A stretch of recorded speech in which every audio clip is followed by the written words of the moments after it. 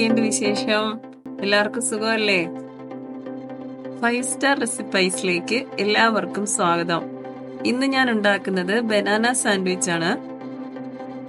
ഇതൊരു easy recipe ആണെങ്കിലും super taste ആണ് കേട്ടോ. ഇതിന് കുട്ടികൾക്കൊക്കെ ഉണ്ടാക്കി കൊടുത്തു കഴിഞ്ഞാൽ അവർക്ക് ഉറപ്പായിട്ടും ഇഷ്ടപ്പെടും. അപ്പോൾ ഇത് എങ്ങനെയാണ് ഉണ്ടാക്കുന്നതെന്ന് നോക്കാം. ആദ്യം സാൻഡ്വിച്ച് ഉണ്ടാക്കാനായിട്ട് ഇതിന്റെ ഫില്ലിംഗ് ഒന്ന് റെഡിയാക്കി എടുക്കണം. ഇതിനായിട്ട് ഞാൻ എടുത്തിരിക്കുന്നത് പഴുത്ത 2 നേന്ത്രപ്പഴമാണ്. ഇതിന്റെ സ്കിന്നൊക്കെ ഒന്ന് റിമൂവ് ചെയ്തതിന് ശേഷം അകത്തുള്ള ആ കറുത്ത പാർട്ട് ഒന്ന് കട്ട് ചെയ്ത് കളയണം.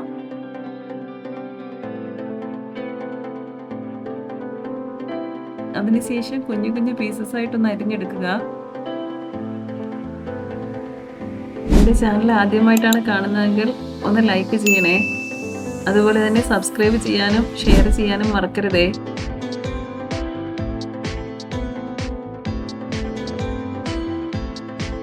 ഇതെല്ലാം ഞാനിവിടെ അരിഞ്ഞെടുത്തിട്ടുണ്ട്. ഇനി ഫില്ലിംഗ് ഉണ്ടാക്കാനായിട്ട് 2 ടേബിൾ സ്പൂൺ നെയ്യ് ഒരു പാനിലേക്ക് ഇട്ട് കൊടുക്കുക. ഇതിലേക്ക് ഇനി അരിഞ്ഞു വെച്ച ആ നേന്ത്രപ്പഴം ഇതിലോട്ടിട്ട് കൊടുക്കണം.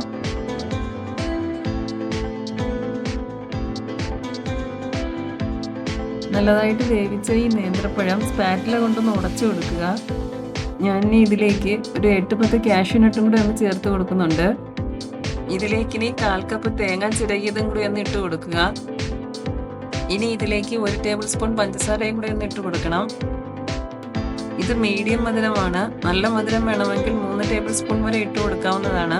ഇനി ഇതെല്ലാം നല്ലതായിട്ടൊന്ന് യോജിപ്പിച്ചതിന് ശേഷം ഫ്ലെയിം ഓഫ് ചെയ്ത് തണുക്കാനായിട്ടൊന്ന് മാറ്റി വെക്കാം. ഇനി ഈ ഫില്ലിങ് വെക്കുന്നതിനായിട്ട് 6 ബ്രെഡ് സ്ലൈസസ് ആണ് ഞാൻ എടുത്തിരിക്കുന്നത്. അതിന്റെ സൈഡൊക്കെ ഒന്ന് കട്ട് ചെയ്ത് കൊടുക്കണം.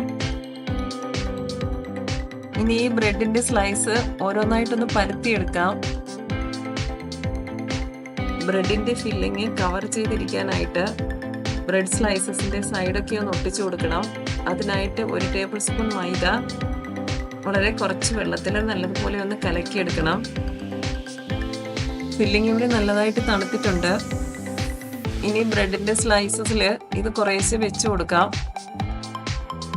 ഫില്ലിങ് പുറത്തോട്ട് വരാതിരിക്കാനായിട്ട് ബ്രെഡിന്റെ സൈഡിലൊക്കെ ആ മൈദ ഒന്ന് തേച്ച് കൊടുക്കണം. ഇനി 1 ടേബിൾ സ്പൂൺ ആ പഴത്തിന്റെ ഫില്ലിങ് ഇതിലോട്ടൊന്ന് വെച്ച് കൊടുക്കാം. അതിനുശേഷം ഇതുപോലെ ഒന്ന് ഫോൾഡ് ചെയ്തെടുക്കണം.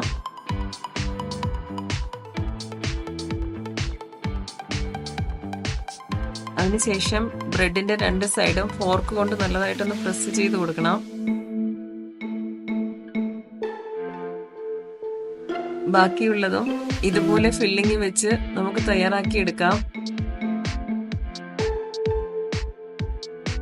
ഞാനിവിടെ എല്ലാ ബ്രെഡിലും ഇതുപോലെ ഫില്ല് ചെയ്തെടുത്തിട്ടുണ്ട്. ഇനി ഇത് നമുക്കൊന്ന് ഷാലോ ഫ്രൈ ചെയ്തെടുക്കണം. അതിനായിട്ട് പാനിലേക്ക് 1 ടേബിൾ സ്പൂൺ നെയ്യൊന്ന് ഒഴിച്ചു കൊടുക്കുക.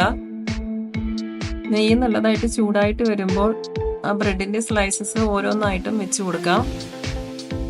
ഇനി ലോ ഫ്ലെയിമിൽ ബ്രെഡിന്റെ സൈഡുകളെല്ലാം നല്ലതായിട്ടൊന്ന് മുരിച്ചെടുക്കണം. ഏകദേശം ഒരു 10 മിനിറ്റ് കൊണ്ട് തന്നെ സൈഡുകളെല്ലാം മുരിഞ്ഞ് നല്ലൊരു ഗോൾഡൻ കളറായിട്ട് വരും.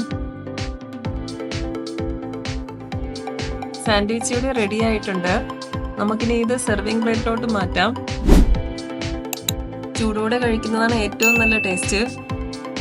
ആ പഴത്തിന്റെ ഫില്ലിങ്ങും ആ ബ്രെഡും കൂടെ ആയിട്ട് നല്ല ടേസ്റ്റാണ് ഇത് കഴിക്കാനായിട്ട്. എല്ലാവരും ഉണ്ടാക്കിയതിന് ശേഷം അഭിപ്രായം ഒന്ന് അറിയിക്കുക.